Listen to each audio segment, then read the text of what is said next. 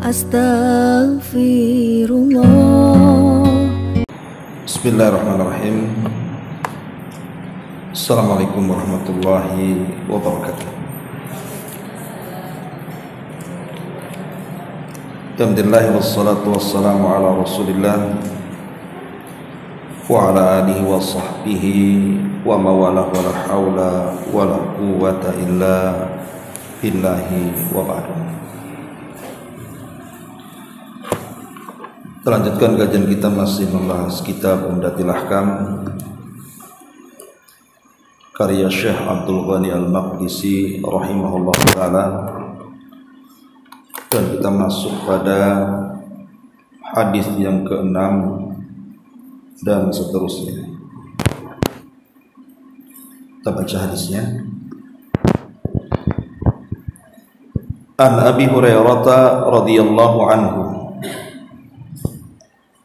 anna Rasulullah sallallahu alaihi wasallam qala idza syaribal kalbu fi ina'i ahadikum falyaghsilhu sab'an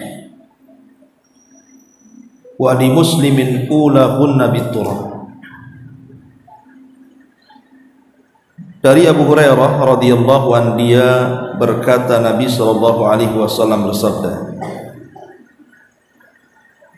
jika ada anjing minum pada bejana salah seorang di antara kalian, maka cucilah bejana tersebut 7 kali. Dalam riwayat Imam Muslim dikatakan cucian pertama menggunakan tanah. Kemudian hadis yang ketujuhnya, walahu fi hadithi Abdullah ibni Mughaffalin radhiyallahu anhu anna Rasulullah sallallahu alaihi wasallam qala idza walagal kalbu fil ina'i faghsiluhu sab'an wa affiruhu ats-tsaminata biturab. Juga Imam Muslim meriwayatkan dari hadis Abdullah ibn Mughaffal radhiyallahu anhu bahwa Rasul bersabda, jika ada anjing menjilat air dalam satu bejana, maka cucilah bejana itu 7 kali dan campurilah yang ke-8 dengan tanah. Baik. Hadis ini atau 2 riwayat ini menjelaskan kepada kita tentang hukum dalam Islam seputar anjing.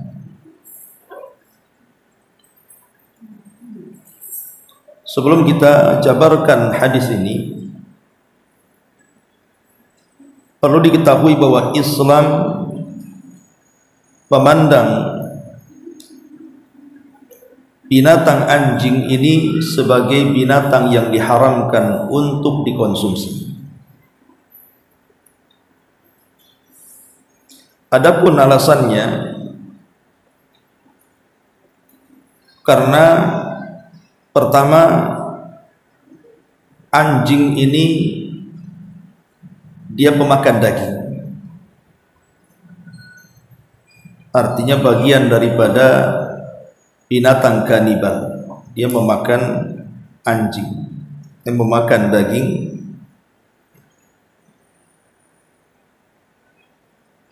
Yang kedua alasannya karena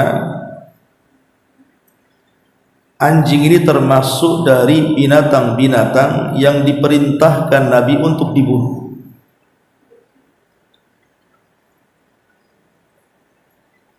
Dan itu jelas dijelaskan di dalam hadis Nabi sallallahu alaihi wasallam yang dikeluarkan Imam Muslim, khamsu fawasik.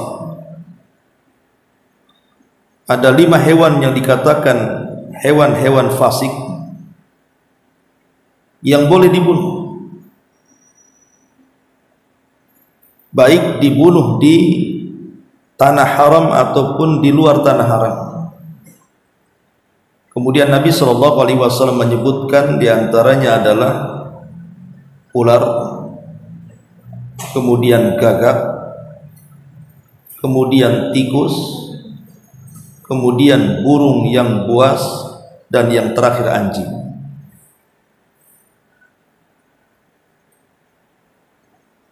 Dari sini menunjukkan bahwa karena anjing adalah salah satu binatang yang diperintahkan Rasul untuk dibunuh, maka secara otomatis mengkonsumsinya diharamkan.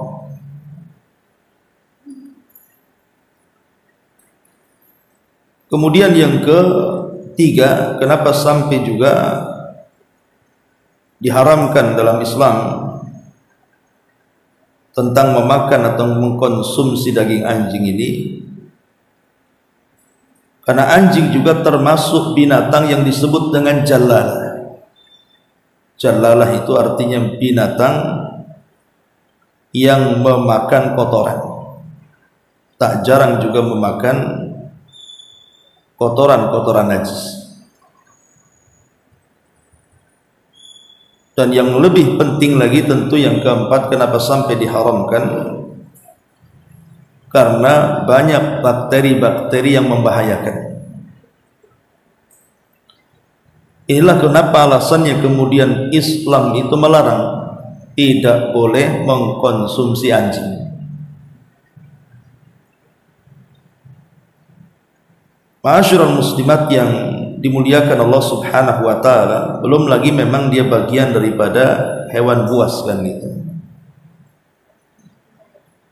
Nah, ketika kita sudah tahu bahwa anjing ini binatang yang haram, tidak boleh dikonsumsi, maka secara otomatis juga tidak boleh diperjualbelikan. Karena ada hadis yang mengatakan thamanul kalbi khabisun, hasil penjualan anjing itu adalah kotor. Jelas dari sini tidak boleh menjual belikan anjing. Baik, ma'asyiral muslimat yang dimuliakan Allah Subhanahu wa taala, adapun memelihara anjing sendiri jelas dilarang karena banyak riwayat yang melarang, kecuali mungkin ada beberapa anjing itu yang memang dikecualikan. Di antaranya hadis-hadis yang melarang adalah Nabi Shallallahu Alaihi Wasallam mengatakan dalam hadis yang dikeluarkan Muslim dan yang lainnya dari hadis Abi Hurairah, "Man ittakhadha kalban illa kalba masyiatin aw saydin aw zar'in intaqasa min ajrihi kulla yaumin qirah." Barang siapa yang memelihara anjing kecuali anjing untuk menjaga ternak, atau anjing untuk berburu, atau anjing untuk menjaga bercocok tanam di kebun, maka pahalanya akan dikurangi setiap hari itu 1 qirah. Dalam riwayat, maniktana kalban laisa bikalbi masyiatin au gharibatin naqasa kulla yaumin min amalihi qiratan. Barang siapa yang memelihara anjing selain anjing ternak, untuk menjaga ternak maksudnya, atau anjing untuk berburu, maka berkuranglah setiap hari dari perbuatannya atau dari pahalanya 2 qirah. Lihat bagaimana bahaya orang yang memelihara anjing ini. Setiap hari pahalanya dikurangi 1 qirah, dalam riwayat 2 qirah. Berapa 1 qirah itu, Bu? 1 qirah itu sebesar gunung Uhud. Sebagaimana hadis Nabi SAW ketika menceritakan tentang keutamaan mensalatkan jenazah dan menguburkannya. Kata Rasul, barang siapa yang mensalatkan jenazah maka dia dapat pahala 1 qirah. Kalau sampai menguburkannya maka pahalanya 2 qirah. Ketika ditanya apa itu qirah, qiratan, maka Rasul mengatakan seperti gunung Uhud. bahaya Bu, memelihara anjing itu setiap hari pahala kita akan dikurangi 1 gunung Uhud. Padahal dalam hari itu belum tentu kita dapat amalan seperti itu, tetapi dikuranginya sudah jelas. Tetapi tentu hadis ini juga menunjukkan tidak semua anjing dilarang.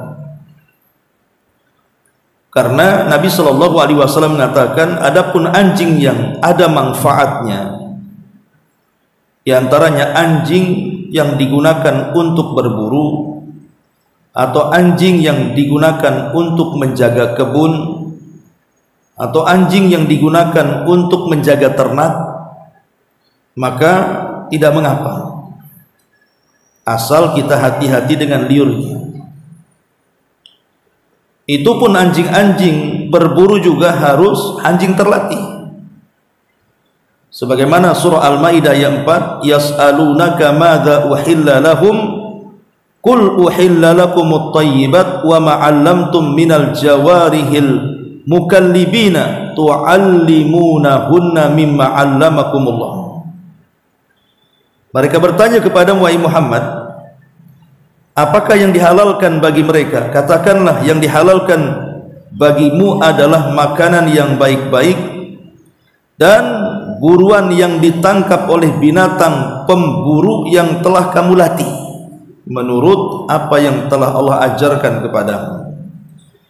Artinya hatta anjing buruan pun kalau tidak terlatih tidak boleh dimakan hasil buruannya. Harus betul-betul anjing yang terlatih. Maksudnya anjing yang terlatih itu anjing yang nurut kepada pemiliknya, suruh duduk ya duduk, suruh berdiri berdiri, kejar kejar, gigit gigit, lepaskan lepaskan gitu ya. Tapi kalau anjingnya tidak terlatih, disuruh duduk malah berdiri, disuruh berdiri malah lari, ah ini anjing bego. Ini tidak boleh hasil buruannya dimakan karena dia tidak terlatih. Jadi dalam pembolehan anjing buruan pun ada syaratnya, sebagaimana hadis Quran surah Al-Maidah ayat 4 tadi. Ma'asyiral muslimat yang dimuliakan Allah Subhanahu wa taala, tentu kan ada alasannya. Kenapa tidak boleh memelihara anjing? Kalau memakannya sudah jelas lah ya kan, tidak boleh. Sekarang masa memelihara tidak boleh, karena ada sebagian anjing itu kan yang lucu-lucu tuh, kadang lebih lucu pula daripada anak ibu sendiri. Ada anjing itu kadang-kadang dia lebih lucu dibandingkan kucing kan, anjing-anjing kecil tuh. Sehingga kadang-kadang gemes juga tengoknya. Loh, kenapa Islam tidak boleh melarang atau tidak boleh memelihara anjing itu? Kenapa? Apa alasannya? Pertama, karena malaikat tidak akan masuk ke rumah yang ada anjing di situ. Dan itu berdasarkan hadis Nabi Shallallahu Alaihi Wasallam, la tadkhulul malaikatu baitan fihi kalbun. Para malaikat, maksudnya malaikat rahmat, tidak akan masuk ke dalam rumah yang ada anjingnya di situ. Artinya malaikat tidak suka dengan anjing. Tentu karena anjing itu najis dan setiap najis itu kotor, sementara malaikat tidak suka yang kotor-kotor.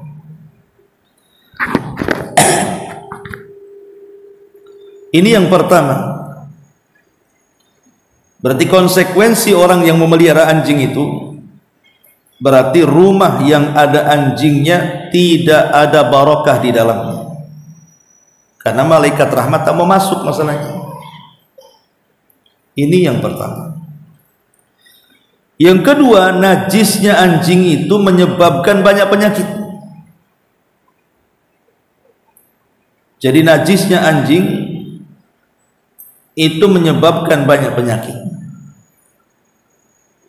Makanya Nabi Shallallahu Alaihi Wasallam mengatakan, tuhuru ina'i ahadikum, tuhuru ina'i ahadikum idza walagha fihil kalbu an yaghsilahu sab'a marrat ulahun nabi turab. Sucinya bejana salah seorang di antara kalian itu kalau dijilat anjing maka hendaklah dicuci 7 kali, dan yang pertama dengan tanah. Ada seorang profesor dari Inggris namanya Allison kalau tidak salah dalam bukunya. Dia orang kafir bukan orang muslim. Pernah meneliti sabda Nabi SAW tentang sucinya bejana seseorang ini. Apabila dijilat anjing dicuci 7 kali, kemudian yang 7 itu disertakan dengan tanah. Karena hadis ini banyak ditolak oleh Barat. Orang-orang Barat tuh menolak hadis ini. Ya karena mereka pecinta anjing masalah. Kemudian sang profesor ini mulai meneliti. Kenapa kemudian Nabi Muhammad SAW mengatakan seperti itu? Bahwa harus dicuci 7 kali plus dengan tanah gitu. Ada apa dengan liurnya anjing itu?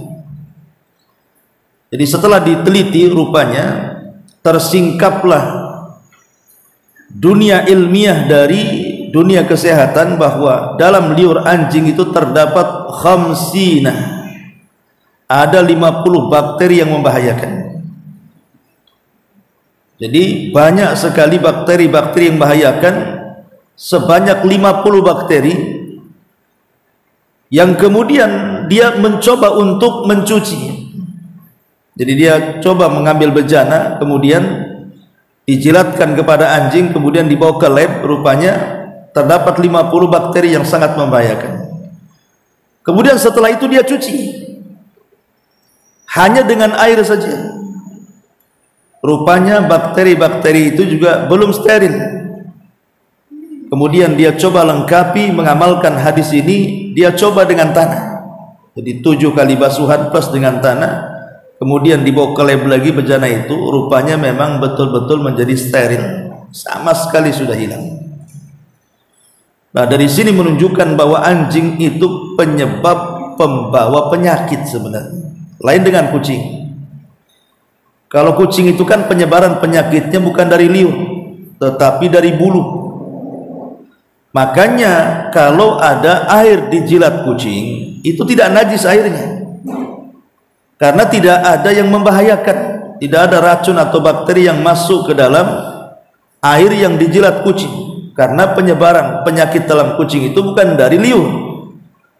Lain kalau anjing dari liurnya. Kalau kucing kan dari bulunya. Lah dari sini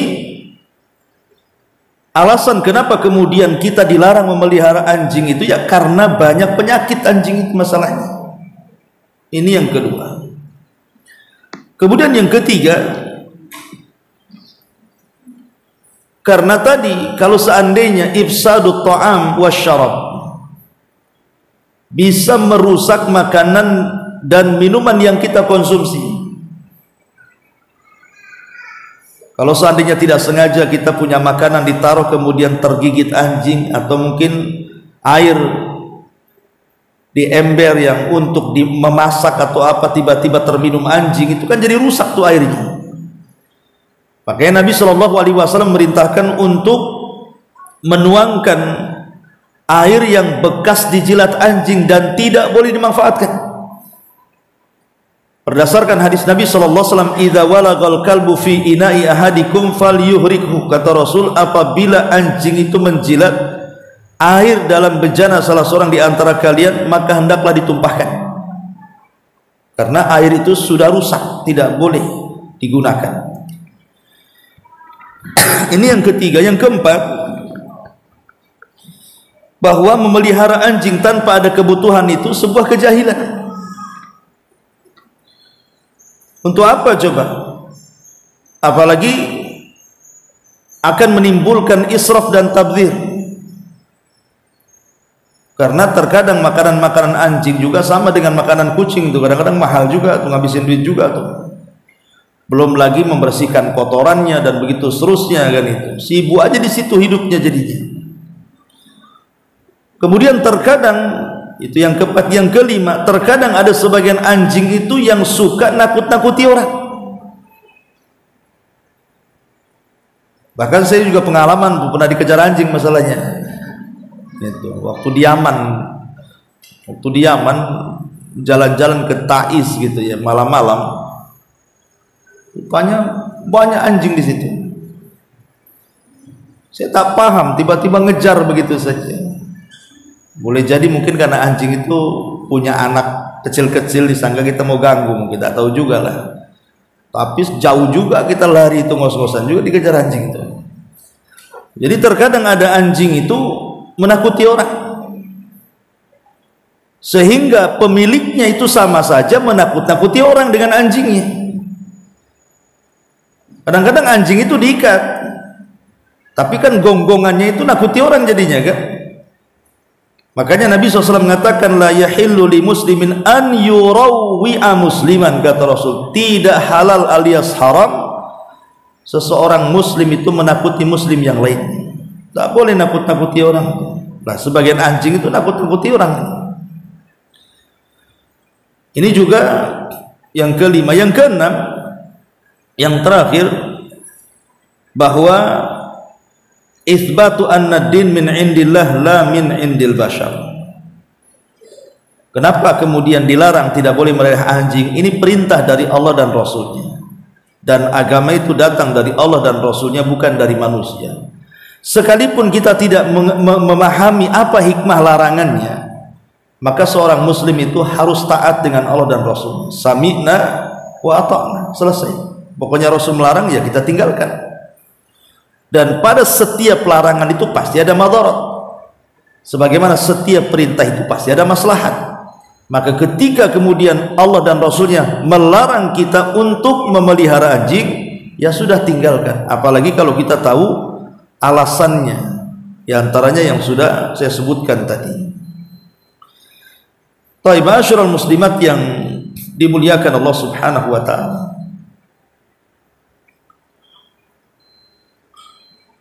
ada sebuah hadis yang menjelaskan tentang anjing hitam. Ya, ada sebuah hadis yang menjelaskan tentang anjing hitam, bahwa anjing hitam itu adalah syaitan. Anjing hitam itu adalah syaitan. Nabi SAW mengatakan dalam hadis Jabir bin Abdullah radhiyallahu an, amarana Rasulullah SAW biqatlil kilab. Nabi SAW merintahkan kami untuk membunuh anjing.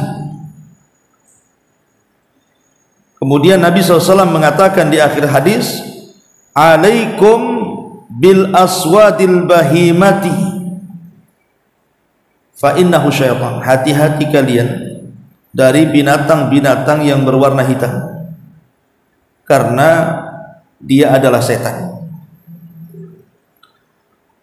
Sekarang apa maknanya di sini? Apakah setiap anjing yang warnanya hitam semuanya? Ingat ya, maksudnya nggak ada warna lain ya, kecuali hitam saja.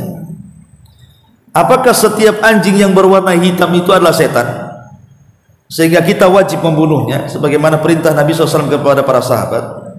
Ataukah apa yang dimaksud di sini? Ada yang memahami tentang makna anjing hitam ini setan. Pertama, ada yang betul-betul membawa zahir daripada hadis itu, artinya bahwa setan itu tatasawwar bisuratil kalbil aswad atau kilabil aswad, bahwa yang dimaksud adalah setan sedang menyerupai kepada anjing yang berwarna hitam. Ini sebagaimana perkataan Al-Qurtubi. Ada sebagian ulama memahami zahirnya hadis seperti itu. Dari situ Nabi SAW mengatakan, uqtulu minha kulla aswadin bahima, bunuhlah oleh kalian setiap binatang yang berwarna hitam, maksudnya anjing. Ada yang membawa bahwa kalau ada anjing warna hitam pekat semuanya, itu memang apa namanya, jelmaan dari setan. Tapi ada ulama yang mengatakan tidak, bukan gitu maksudnya. Maksudnya adalah kebanyakan setan itu kalau menyerupai seekor anjing, maka biasanya diambil dari anjing yang berwarna hitam. Maknanya tidak semua anjing yang berwarna hitam setan, gitu maksudnya.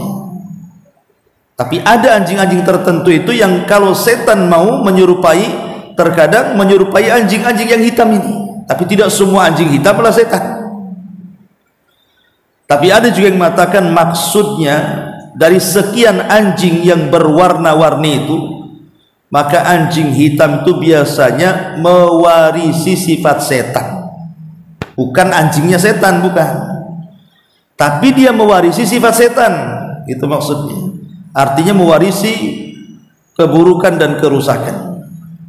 Mungkin dia lebih jahat, lebih menggonggong, lebih mengejar, lebih apa gitu ya istilahnya. Tapi yang jelas bahwa kalau ada anjing yang warna-warnanya hitam, bertawudlah kepada Allah Subhanahu wa ta'ala. Dan ingat bahwa kalau ada suara anjing di malam hari, maka bertawudlah kepada Allah, karena dia melihat syaitan. Beda kalau ibu mendengar suara kukuran ayam, namanya subuh-subuh kok ayam di belakang kok berteriak-teriak gitu ya, maka mintalah rahmat dari Allah Subhanahu wa ta'ala karena malaikat sedang turun. Tapi kalau suara gonggongan, bertawudlah, berarti di situ banyak setan ya. Baik, kita masuk pada hadis yang kita baca di sini. Nabi SAW mengatakan di sini, idza syaribal kalbu fi ina'i ahadikum falyaghsilhu sab'an. Apabila ada anjing meminum pada bejana salah seorang di antara kalian, maka cucilah bejana tersebut 7 kali. Dalam riwayat cucilah dan yang pertama kali menggunakan tanah. Ma'asyiral muslimat yang dimuliakan Allah Subhanahu wa ta'ala, apakah penggunaan tanah dalam pencucian bejana yang dijilat anjing itu tidak bisa digantikan dengan selain tanah? Di zaman modern sekarang kan sudah banyak alat-alat deterjen dengan berbagai macam merek deterjen itu.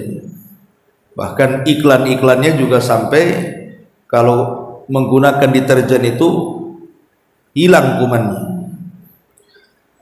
Apakah kemudian deterjen-deterjen yang ada itu bisa mendudukkan kedudukan tanah? Jadi tidak perlu pakai tanah lagi lah, cukup dibasuh 7 kali air kemudian pakai sunlight atau apalah kan begitu, ataukah harus dengan tanah? Ini pertanyaannya. Maka ulama mengatakan bahwa berdasarkan zahir hadis ini, bahwa tidak ada yang bisa menggantikan tanah. Alasannya pertama, karena memang syariat jelas-jelas menentukan tanah. Yang kedua, pembersih selain tanah di zaman Rasul itu ada, seperti daun bidara, itu kan sama dengan sabun hari ini ya. Dan itu ada di zaman Nabi, pembersih-pembersih selain tanah itu ada di zaman Nabi. Tapi Nabi SAW tidak menggunakan itu, tapi Nabi tetap menggunakan tanah. Berarti ada apa ini dengan tanah ini? Padahal semacam sabun di zaman Rasul sudah ada, tetapi kenapa Rasul tidak beralih ke situ? Berarti ada rahasia di balik tanah. Dan yang kedua dan yang ketiga, bahwa tanah itu sendiri itu sama kedudukannya dengan air dalam toharah. Kalau ibu tidak dapat air, kan ibu tayamum dengan tanah. Artinya bahwa tanah itu juga salah satu alat untuk bersuci, karena Rasul mengatakan waju'ilat liyal ardu masjidan wa tahura, dan kami jadikan bumi atau tanah ini tempat sujud dan tempat bersuci. Dan yang keempat tadi saya sudah jelaskan bahwa karena menurut profesor yang dari Inggris tadi, Alison itu siapa namanya tadi, bahwa setelah kemudian dia praktekkan, selain menggunakan tanah itu rupanya bakteri tidak hilang. Tapi setelah kemudian dia praktekkan dengan tanah, kemudian dimasukkan ke lab lagi, rupanya memang betul-betul hilang. Dari sini menunjukkan bahwa 50 bakteri yang membahayakan dari liur anjing itu hanya bisa dibersihkan dengan tanah. Selain tanah tidak bisa. Dari sini kata para ulama seperti Syekh Utsaimin dan para ulama yang lainnya mengatakan bahwa sebaiknya dengan tanah. Walaupun ada pendapat seperti Lajnah Daimah kalau tidak salah membolehkan seseorang itu menggantikan tanah dengan sabun. Tapi kalau kita mau mempraktekkan hadis ini tentu lebih baik lagi secara lahiriah. Karena Nabi SAW ketika bersabda 14 abad yang silam itu semua rahasia ilahi dan tersingkap hari ini. Kenapa Nabi SAW memerintahkan mencuci najisnya anjing dengan 7 kali dan dicampur tanah itu, rupanya banyak diteliti dan hasilnya memang luar biasa. Memang tanah itu yang hanya bisa menghilangkan bakteri-bakteri penyakit pada liur anjing. Makanya sekali lagi sebaiknya dengan tanah dan 7 kali basuhan. Kemudian hadis ini menunjukkan bahwa hadis ini hanya bicara soal bejana, Bu ya. Ingat ya, hadis ini hanya bicara soal bejana, tidak bicara yang lain. Jadi kalau anjing itu menjilat baju ibu, tidak perlu dicuci 7 kali pakai tanah, kotor lah. Ibu mau pakai pakaian putih umpamanya, dicuci 7 kali pakai tanah, nggak putih lagi lah pakaiannya jadinya. Jadi yang dilarang ataupun yang disuruh untuk mencuci itu kalau dijilat anjing itu hanya seputar bejana, bukan yang lainnya. Maksud bejana di sini ya kalau menjilat piring, menjilat gelas, menjilat sendok, pokoknya bejana-bejana yang kita gunakan untuk sehari-hari, untuk makan, untuk minum, untuk masak, kan gitu ya. Panci, kewali, pokoknya yang sifatnya itu bermanfaat dan kita manfaatkan. Kecuali kalau bejana-bejana itu sudah tidak dimanfaatkan, ibu sudah buang ke tong sampah, tiba-tiba dijilati anjing, ya biarin aja. Ngapain juga ibu ambil lagi, ibu cuci lagi, dilempar lagi ke tong sampah, mana akalnya di situ? Ya. Artinya di sini bejana yang dimanfaatkan, kalau nggak dimanfaatkan biarkan saja. Dan kalau seandainya ada serombongan anjing, pamannya anjingnya 10 Bu, anjingnya 1 bawa anak banyak, kemudian menjilati di satu bejana, piring ibu dijilat oleh 10 anjing.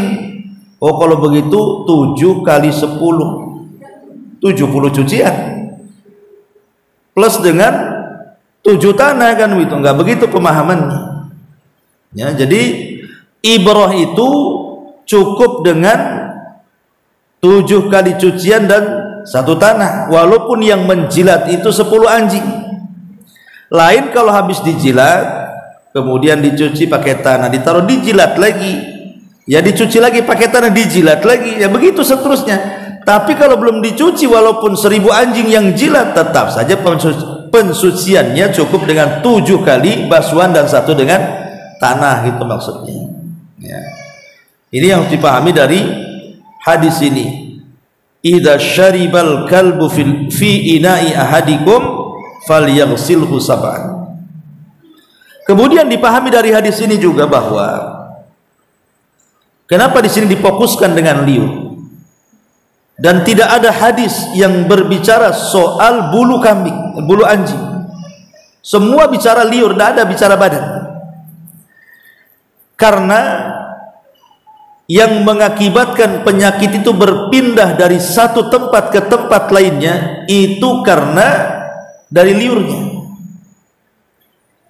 Adapun kalau ibu umpamanya kesentuh anjingnya lagi lewat, kemudian tiba-tiba ngelendot, mungkin ya bahasa kitanya ya, anjingnya mungkin anjing peliharaan, kan ada kayak kucing itu nih peliharaan kadang ngelendot gitu ya. Kalau umpamanya kaki kita kena badan anjing, apakah kemudian najisnya anjing kemudian berpindah kepada kaki kita? Ulama mengatakan tidak. Selama bulu anjingnya kering, badannya kering, kemudian kaki dan tangan kita umpamanya menyentuh bulunya dan tidak ada kelembaban, artinya tidak ada basah gitu ya, maka tidak mungkin, kata para ulama, najis itu berpindah dalam posisi seperti ini. Lain kalau anjingnya basah, karena kebiasaan anjing kan suka membasahi badannya, menjilat-jilat badannya dengan lisannya, dengan lidahnya itu. Kemudian tersentuh dengan badan kita dan kita merasakan ada basahnya di situ, dan kita tidak tahu basahnya itu karena apa, maka dihukumi secara hukum asal, berarti basahnya itu karena jilatan dalam badannya. Tapi kalau ibu tahu anjingnya habis nyemplung, berarti tidak najis kan? Ini kan anjing baru nyemplung di situ, basahnya bukan karena najis, ya karena air kan? Tapi kalau ibu tidak tahu kenapa dia basah, berarti kembali kepada hukum asal. Berarti jangan-jangan dibasahnya karena liur yang dijilat-jilat anjing ke badannya, maka dihukumi hadis ini. Ini harus dipahami tentang masalah hadis seputar liur ini. Sehingga dari sini para ulama berselisih pendapat, apakah anjing itu najis secara mutlak, secara ain, dari ujung kepala sampai kaki najis dia, ataukah yang najis itu hanya liurnya saja. Kalau haram jelas ya, semua satu badan anjing itu haram, tapi kan tidak semua yang haram najis, dan setiap yang najis pasti haram kan, itu kaidahnya. Tapi masalahnya apakah kemudian satu badan anjing itu najis atau hanya liurnya saja? Karena konsekuensinya kalau berpendapat semua badan anjing najis, berarti kalau kesentuh berarti harus dicuci minimal 3 kali kan begitu. Karena pencucian orang terkena najis itu minimal 3 kali cucian. Lah dari sini menjadi polemik. Menurut sebagian para ulama anjing itu najis secara keseluruhan. Tapi ada yang lain mengatakan tidak, dan ini pendapat yang kuat wallahu alam, bahwa najisnya anjing itu hanya ada di liur saja. Artinya kalau tidak terkena liurnya maka tidak ada kewajiban mencucinya. Tapi kalau sudah terkena liurnya, baik liur yang ada di badan atau dalam jilatannya, maka berfungsilah hadis ini bahwa kita disuruh untuk mencuci 7 kali dan yang 1 dengan tanah. Berdasarkan hadis, idza walagal qalbu fil ina'i faghsiluhu sab'an wa affiruhu tsaminata bitturab. Jika ada anjing menjilat dalam satu wadah, maka cucilah wadah itu 7 kali dan campurilah yang ke-8-nya dengan tanah. Wallahu a'lam bu, ini yang bisa saya sampaikan. Saya tidak bisa lama-lama bu, afwan nggak ada tanya jawab ya.